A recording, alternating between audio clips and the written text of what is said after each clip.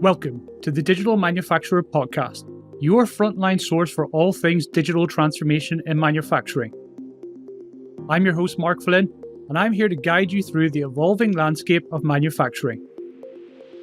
In each episode, we'll uncover the stories of innovation that are defining the industry, offering insights and strategies that help to drive growth and efficiency. Join us as we speak to thought leaders and visionaries who share their journeys and the lessons they've learned along the way. So let's dive into today's episode and discover what the future holds for the digital manufacturer. On today's episode of The Digital Manufacturer, we are excited to welcome Ricky Kirk, CEO and founder of Workplus, an innovative platform that connects bright, focused and ambitious apprentices with growing sectors in need of fresh talent. Richard's vision has significantly shaped the apprentice landscape, offering vital pathways into careers that merge education with practical experience. His work is pivotal in addressing the talent demands within industries, including manufacturing, by integrating modern skills, training, and traditional knowledge. Richard, it's a pleasure to have you with us here today. How are you? Thanks, Mark. Great to be with you. Ricky or Richard, which do you prefer? I don't mind. Ricky's fine. I mean, this might make the outro, who knows, but Ricky and I sit close enough together in Ormo Baths. So Ricky is CEO of Workplus, a business that I have admired for some time. Ricky, give us a quick introduction to Workplus and let us know what you do and who you serve. Of course, Mark. Yeah. So Workplus has been going for 5 years, and it started to try and change how our culture views apprenticeships. And that culture is on both sides of the market with employers, but also then with the wider society, whether it's young people, people want to change career, school teachers, parents. So we've been working in that space for the last 5 years. And then more recently, we've started to broaden out what we're doing across other programs for employers like work experience, skills engagement, even into other employability pathways as well. Just trying to help employers find talent from all quarters, really. Absolutely. But it's more than just recruitment, right? I mean, it's a lot about kind of educating, as you say, both sides of the workforce, and also, I guess, promoting entry-level, apprentice-level type opportunities as opposed to necessarily having to go for graduates or anyone like that. Yeah, I think the employers that we've worked with, Mark, across multiple sectors, including manufacturers, have found it hard to find people. It's a really tight market out there. And the reality is, out to 2070 was the latest projection I saw. It just shows that our working age population is shrinking year on year. So we need to think differently about things like digitization, but also how we can draw people in from all places and all parts of our society. And for many years, employers have put entry-level points on each of, even for their early career programs. And in many ways, those are just too high for anyone to achieve. So there are an increasing number of skills shortage vacancies where people coming forward don't have the skills, qualifications, or experience to do the job the employers need. So therefore, the employers are having to think differently about how they bring people in as they are and develop them whilst they're in work, which is great for both sides. But you're right, it does take a bit of different thinking about that. So it's not just about recruitment, it's about changing the perceptions and on both sides. It's a really great point, because one of the things that we hear out with a lot of our customers, so manufacturers, engineering firms, construction firms, is this lack of available talent and skilled talent to come in and, I guess, replace and build upon the skilled workers that are looking to retire. And if I understand correctly what you said, almost the drive towards making sure everyone went through third level education has kind of stopped the apprentice route or the value of the apprentice route. Is that right? Or am I picking that up wrong? Mark, even think like 20 years ago, there were real government interventions in the UK and Ireland to get more people going to university. And that was a big drive. And that changed the culture at that time. And now we have an oversaturation of that graduate market. So People don't like to think about qualifications as commodities, but the commodities are oversupplied, therefore the value diminishes. And we need to think long and hard about the ability of someone to achieve that academically is one thing, but also to achieve it financially, especially with the rising level of university fees.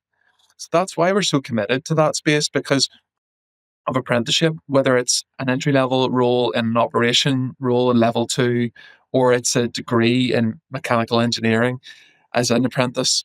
You can go to university as an apprentice, but it's reducing the barriers for folks to get involved in growing sectors. And one of the lovely bits I really love about our work is finding businesses and employers that we had never heard of that are doing amazing work, and they're hidden away. You wouldn't know them. The majority of businesses here have less than 10 people, so you wouldn't trip over them. But they're doing brilliant work, real work that people can get up and use their head and their hands every morning to make things which make people's lives better. And that for us is great to be involved in, and improving those jobs all the time and improving their processes, which is a real passion of yours, is a big part of what we want to be involved in. And so where are these companies going wrong then when it comes to attracting the next level talent, like even graduates or apprentices? What is causing the talent to look elsewhere? Well, I think that there's a big bit about perception with employers, and you land on corporate websites, and it's about that company's target customer. They're looking to see how can we bring our customers further up and further into our services or our products. Often the careers page might be a little footnote or an appendage within that website. And even then, it's not something that's updated regularly. So there needs to be a reimagining of how we better help employers to connect with our citizens that are out, whether they're at school, whether they are at university, whether they are someone who is on an employability program. Even last week, we were talking to an organization that helps people who are coming to the end of custodial sentences to start to get work, which means that when they leave prison, they have an increased likelihood of getting a job. So there are some really creative ways. But if it was just up to employers who are so time poor, who are just in their business all the time rather than maybe being on it, they're not going to find those opportunities. So that's the missing piece in the whole system. It's very hard to connect them with all those different programs and to know the right one for you. You could spend a lot of time on government business websites, NI Direct, and really not come away with any value or any wiser as a result of that. You had a great point there just around marketing yourself to potential employees as a business. I think most folks think that in order to get the right level of talent into the business, it's simply a case of posting an ad in one of the newspapers or on one of the Irish jobs or whatever the job sites might be, and just wait for the tsunami of the best talent to come. But actually, if you do look at the companies that get the best talent and have the high bar for people coming into their organizations, they are very good at marketing themselves and their employee proposition to potential candidates, whether it's online or whether it's on social media or even just out in events. And also, you talked about people that have been incarcerated in jail and whenever they're released, getting back into the workforce.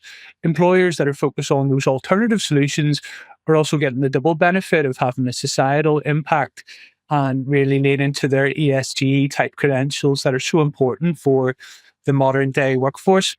It's a big part of that, Mark. And I was really struck by a survey which was carried out across the whole of Ireland a couple of years ago. And it asked young people, what would be the mark of a successful life for you? And it was a bit like Family Fortunes, the top years our survey says type thing. And the top answer on that was making a difference in the lives of others. And that we all want to be rewarded for the time and effort we put into our work. And we're the same. It's like you want to be rewarded for that. But when your head goes on the pillow each night, the thing it works for me, it comes back to purpose. It comes back to why on earth am I knocking my pan in for 7 or 8 hours a day and for an employer? Yes, I get paid at the end of each month, thankfully. But there's a moment where you're like, well, what's the purpose of all this? What's the point? What's the so what and all of that? And I think if employers can get better at that, they will then do a better job of attracting not just Gen Z, but Gen A that are coming through. And you and I have children that are in that category. It's a whole new generation coming through. Another way, so if I go to, say, a manufacturer's website and look at their career section, they're not going to maybe say, maybe other than vacancies that are open, about all the jobs that are available in that organization. And it's, yes, they might be a manufacturer of X widget, but they also have a need for business analysts, for people in marketing, people who are really good around things like quality, around accounts, business in general. There's a great opportunity, which I think is being lost, by businesses not articulating themselves in terms of their whole job set. And like, we've worked with some great organizations across multiple sectors, and they just had never thought that way before. They'd only ever thought about the thing they were known for, and that's the thing we'll talk about on our careers page. But then helping them think about their wider set of skills that are needed in this organization. And that really opens the door to so many more people to come through. I think you're right. The other thing I'm thinking about as well is, certainly with a lot of the manufacturing companies that I work with, a lot of the client base that I work with, they tend to talk about jobs as a singular thing. You're going to come here and do this singular thing for the rest of your working life. But what they need to be articulating is the career that is available to individuals within the manufacturing sector. Yes, you might be coming in to start off as a machine operative or work in the warehouse, but the opportunity of working your way up through the ladder to become the managing director or the operations director is there. And actually, in reality, most of the companies we work with, the people at the top started right at the bottom. And I think as a sector, it needs to be better at articulating that story. I mean, one company I've seen really well is Specialist Group in Mahara, where the MD, Kieran O'Hagan, started life there on the factory floor and has worked his way up to the managing director position. Those stories exist and they do need to be told. They totally do. And we did some work with Loudon Guitars, and I remember the old video that we produced, having worked with them, and David Oustal, who is the MD of Loudon, just talked about a learning mindset as being the greatest gift you can give your employer. It was actually very emotive. His language was really, really emotive. And then you heard from one of their guitar makers and just said, look, I'm just so glad that I can spread love and joy around the world through my products that I'm involved in. So that sense of purpose, but as you say, also those stories and many people will hear that story once they get into the organization, maybe in their briefing, the MD might pull them aside. But back to your point, I think that needs to be part of how they talk about themselves. They are this organization that is organic, that these aren't just like cul-de-sac jobs you're going to go into. There's opportunity for progression right throughout the organization. And we're all about developing people and providing a brilliant service to our clients. Absolutely. And I think that that's a big thing for the generation coming through. I mean, it's a well-documented fact. You see it in all the latest leadership books, and even from the days of Maslow's hierarchy, once you get past the direct need of shelter, food, clothing, the next thing is, I think it is purpose. I could be wrong, I could be butchering it, but purpose is definitely high up there. Alongside as well, I think autonomy, when that kind of comes back to this career path, people want a level of autonomy in order to contribute to their highest level. And sometimes I think, and perhaps rightly so, that is lacking in the manufacturing environment because it's a complex environment. But I do think you can give that autonomy and that responsibility potentially a lot earlier in people's careers than is currently being done. There are definitely barriers there, I think, in perceptions that existing staff may have about that. But we've worked with companies on various programs, whether it's apprenticeships, assured skills, that's another government-backed program, and even on the employment academies with councils. And what they find is there's a bit of work that needs to happen before they go in, that those individuals go into the organization. I often think about it like in an agricultural way. It's almost like you're trying to get the soil ready. You're preparing the ground so that it's fertile when it comes in. And preparing the ground in that case, it does mean that you've got good structures in place around mentoring and buddying, and individuals within the organization can know that they are going to be part of this person's journey. And I think that's existed since the dawn of work. But having that, it can be a barrier for some existing staff to know, how can we develop? This is different than what we're used to.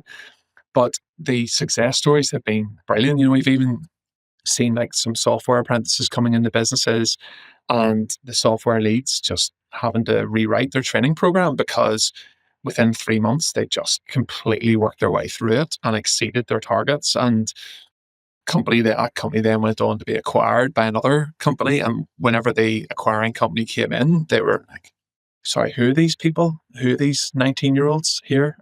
And oh, they're our apprentices. What are they doing here? Are they work experience? No, they're our employees. They are part of the team. They're bringing fresh air and fresh ideas, and they're now owning a certain part of their software product, which is great to see. So there's some brilliant examples out there that every sector can learn from, regardless if it's software, manufacturing, whatever, finance. And it does take some time to maybe overcome those barriers, but it's so worth it in the end, because the apprentices that we have helped place within companies are 95% retained. So they are permanent employees from day one. So it's not a case of you wait until the apprenticeship and then you employ them. They are permanent employees. But talk to any HR or talent acquisition manager, 95% retention, that just doesn't exist in the general workforce. So bringing folks in as they are, developing them on the job, there's a real sense of the partnership in that, and that leads to better retention results as well. So there's some tangible business benefits around that as well. Sometimes you hear people talk about, especially in the manufacturing engineering arenas, around this generation coming through not necessarily having the same willingness to work in such harsh environments as the generation before them. Like, do you see any truth in that in the people that you work with? I think that there is some truth in that the world of work has changed, not just for young people coming through. The effects of COVID have changed our behaviours and our expectations of work. I think there is a risk there that we lose what is great about work because we're so focused on the balance bit of, I would like to have time outside of work.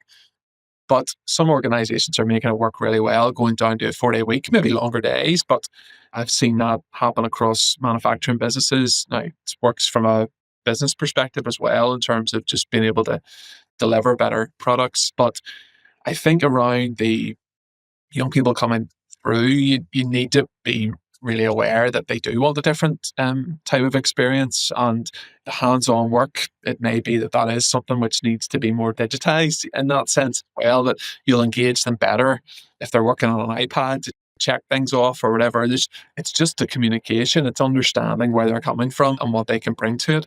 But also they can be part of the solution to some of these things as well. They can bring those fresh ideas, and we've seen it in quite traditional organizations of apprentices coming in and asking the really good questions that people who were there for 15 or 20 years didn't have the confidence to ask because they should kind of just get with it.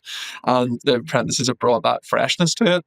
So I think there's a lot said about, oh, they don't want to work as hard. I don't have any evidence to suggest that is the case, but I think you just do need to involve them in the process, but also look to them because they will bring ideas and freshness to it. Those who are already in the business could never have thought of.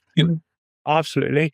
I mean, it's not my experience either. I mean, the one thing I would say is they probably want to challenge the status quo and not do it how it's always been done, which is a great asset to any business.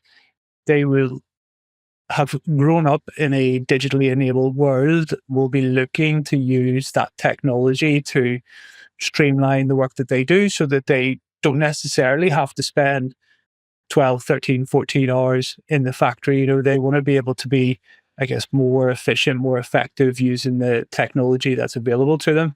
We have a lot of great stories of young people coming off the factory floor who come in as an apprentice to join digital transformation projects and drive those forward, and then suddenly start to deliver exponential levels of value to the business over and above what they were doing previously. Because, as you said, they have the natural curiosity.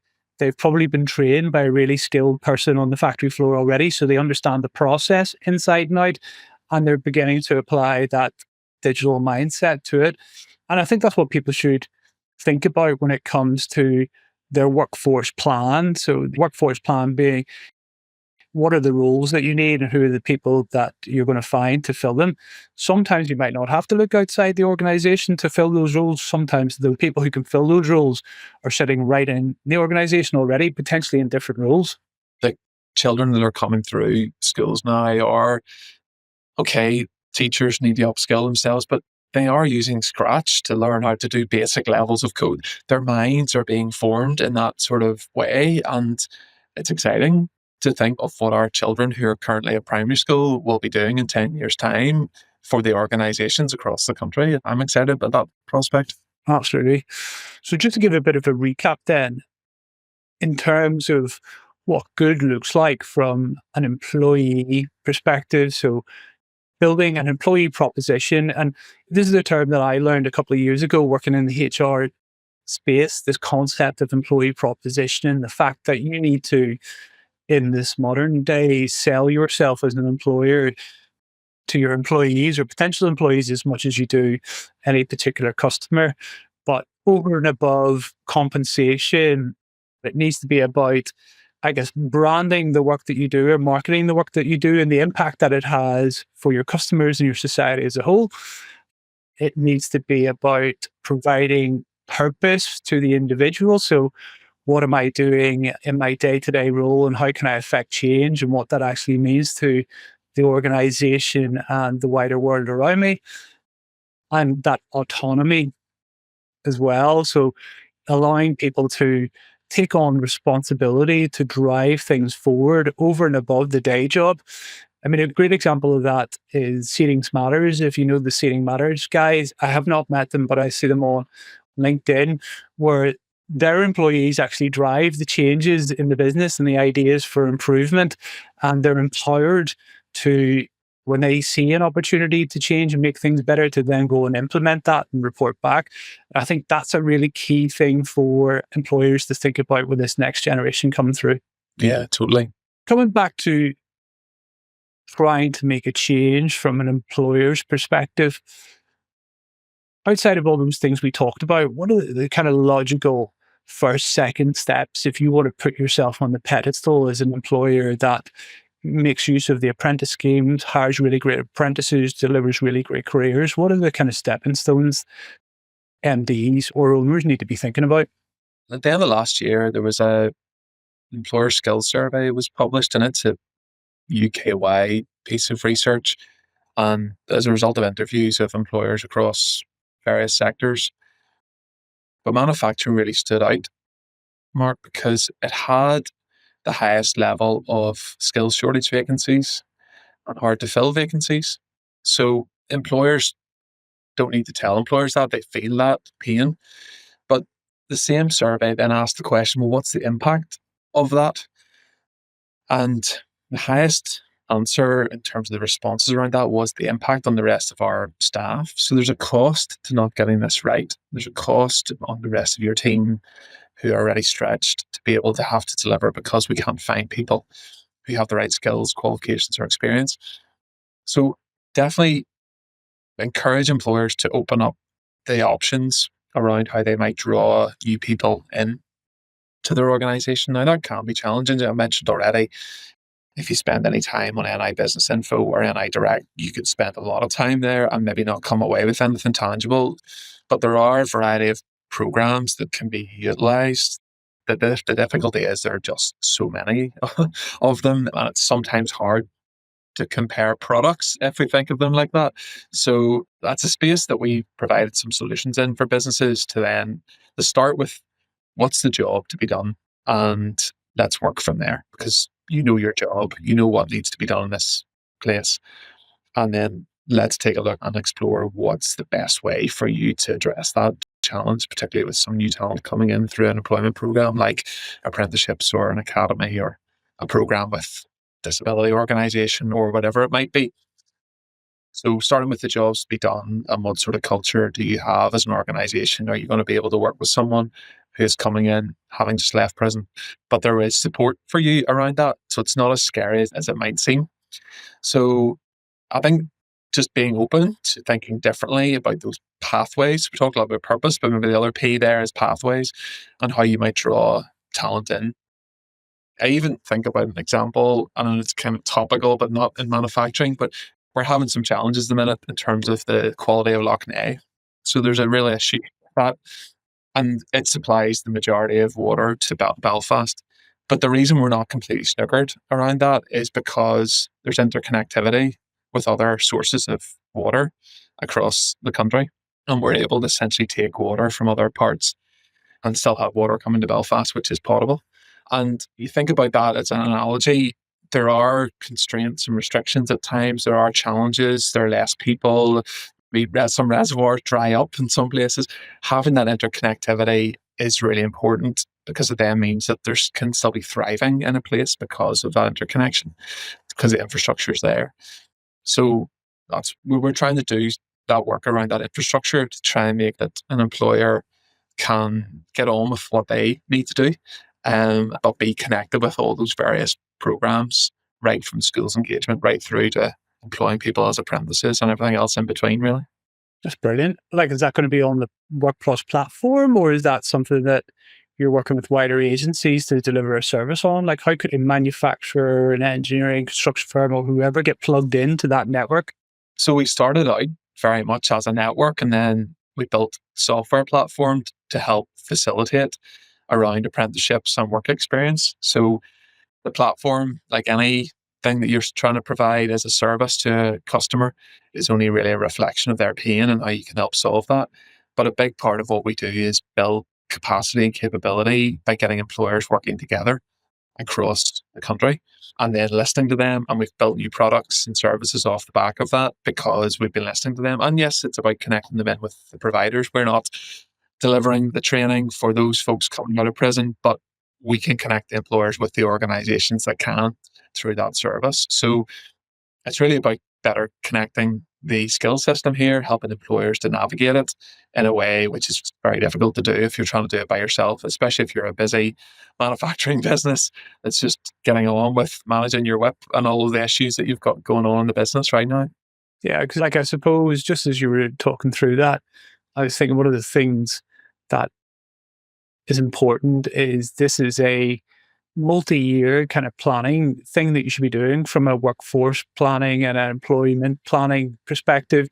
It strikes me that some of the companies that we work with can be a little bit reactionary when it comes to their employment. You know, someone leaves or something happens or they get a spike in capacity and then they go out to the market to put people in.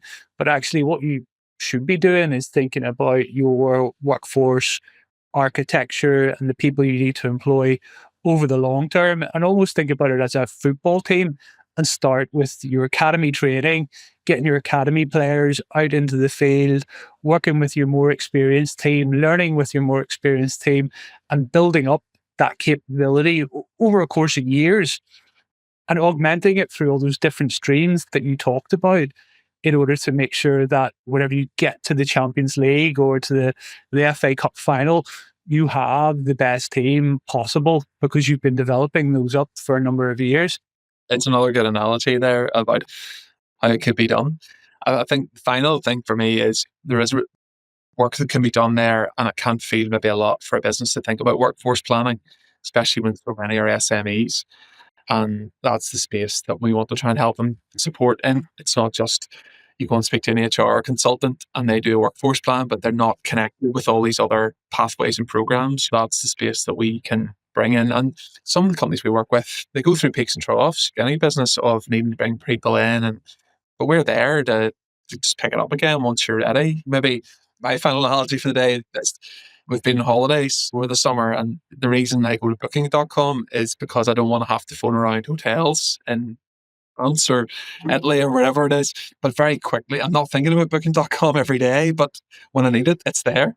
And I can go in and set my preferences. I can say I need it to be X number of stars, needs to have a swimming pool, air conditioning, all that stuff. And it gives me access to so many more options than I'd be able to find by myself. And it's there when I need it. But I come back from my holiday, not talking about how good booking.com was, but talking about my experience. And that's ultimately what we want to try and do with Workplus is, yes, we want people to get involved, but we actually just want to make really good connections between employers and people who might not have found their way into that organisation if it had been left up to their own devices. So that's the bit, the purpose. We almost want to become faceless, and in that sense, Mark, or people don't want to talk about our platform. They want to talk about the great people they've got in their organisation, that the experiences, that the value they're adding, and we'll have done a good job in that way. I love it, Ricky. Where can people find out more about Workplus and the services you provide?